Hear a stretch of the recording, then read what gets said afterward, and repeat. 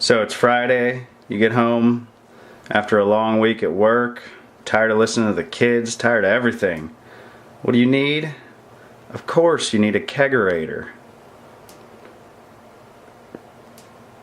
So I picked this one up off Craigslist, I don't know, almost 6 months ago now. And that's the way to buy them. You know, people buy them and they buy them new, and their wife's yipping about it all the time, so they end up selling it. So they spent $500 or $700 and you get it for $200. Then you pick up some kind of beer tap from beer that you would like, and then you just put some white trash Bud Light in it. That's what I do.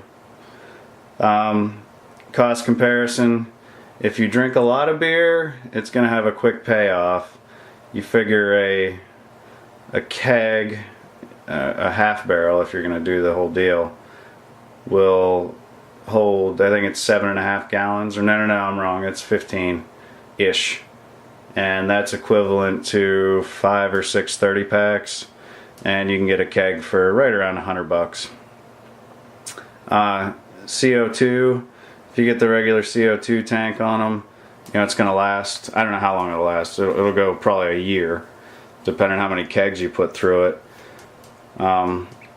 So like me, I just drink on the weekends, a couple beers here and there, and a keg will last me about 2.5 months.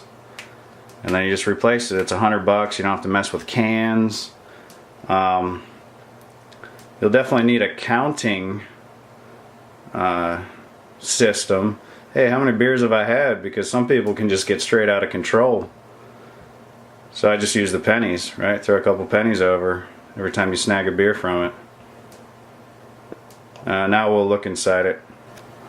Alright, so this, I don't know if this is going to show up on the camera or not, but this is the Danby Designer something. I don't know. The guy used it only about 5 times before I bought it.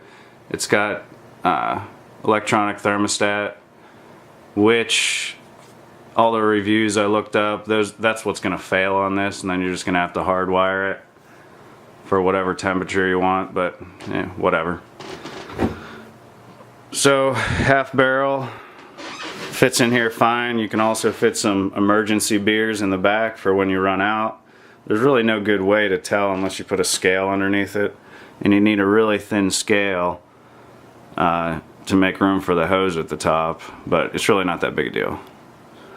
This one does have a fan back there, so it does circulate the air. That's better than most like Walmart ones you're gonna get. This one's been running for quite a few months now, and it does not freeze up. The thermostat's down at the bottom right behind the keg, which seems perfect. That way it's almost touching it. This one, I don't know, I run it at between 4 and 6 psi, and the first pitcher of beer will be, a little bit more than a quarter head, which it's fine as long as you keep it flowing. But if it sits more than an hour, you're going to get foam on the first one. This one has a 5-pound CO2 tank in the back. I'm not going to flip it around, but it does have a dual regulator on it, so you know how much is left in the tank and how much is coming into the keg. But overall, this one's pretty solid. The only problem so far is this seal. You got to watch it when you put it back together because the seals are popping out. May or may not glue them. Don't know if I'll take the time. Oh, you can also, Spencer's. This fits 2.5 beers in it. Plastic cup, red Solo cup. Alright, any questions, leave a comment.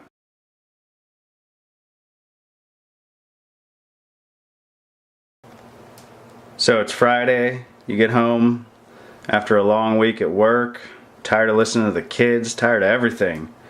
What do you need? Of course you need a kegerator.